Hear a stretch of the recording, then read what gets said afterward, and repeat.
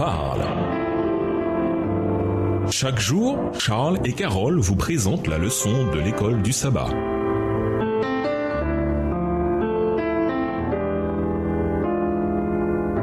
Bienvenue dans votre émission Dieu nous parle. Voilà la leçon de dimanche, la prière qui plaît à Dieu.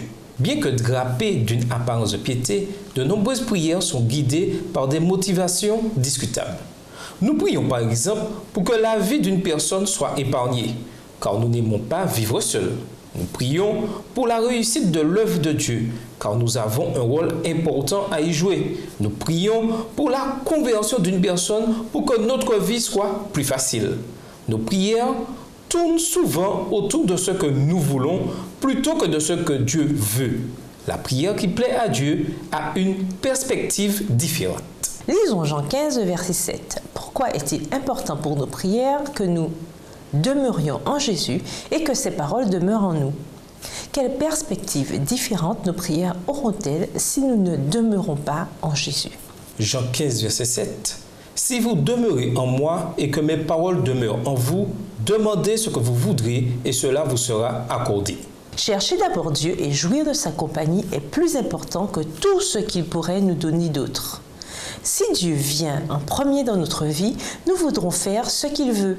Ses pensées forgeront nos souhaits. Une fois que Dieu est au centre de la prière, nous commençons à prier de son point de vue à lui.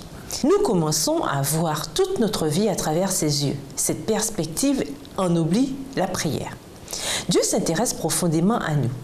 Il veut faire partie de tous les aspects de notre vie, nos soucis, nos peurs, nos espoirs, nos souhaits, nos succès, nos joies, nos échecs, tout. Nous pouvons lui parler de toutes ces choses comme avec un ami proche et nous verrons tout cela à travers ses yeux. La prière ne change pas Dieu, elle nous change nous, car nous entrons alors dans la présence de Dieu. Et sa présence change la vie. Prier, c'est ouvrir à Dieu son cœur, comme on le ferait à son plus intime ami. Non pas que la prière soit nécessaire pour instruire Dieu de ce qui nous concerne, mais elle nous met à même de le recevoir. La prière ne fait pas descendre Dieu jusqu'à nous, elle nous élève jusqu'à lui. Quelle puissance dans cette citation! Elle saisit tellement la réalité de ce que la prière fait en nous et pour nous. La prière seule fait de nous des réceptacles de la grâce, de la puissance et de la présence de Dieu dans nos vies. Qui n'a jamais vécu des moments où il a compris combien la prière nous rapproche de Dieu? Réfléchissez à votre vie de prière. Autrement dit, ce pourquoi vous priez, quand vous priez, etc. Qu'est-ce que cela vous indique sur votre état spirituel personnel et votre relation avec Dieu? Quel changement avez-vous peut-être besoin d'initier? Et nous vous laissons cette question de réflexion. À quel point le Saint-Esprit est-il important pour moi aujourd'hui? Au revoir. Et à demain si Dieu veut. Dieu nous parle. Chaque jour, Charles et Carole vous présentent la leçon de l'école du sabbat.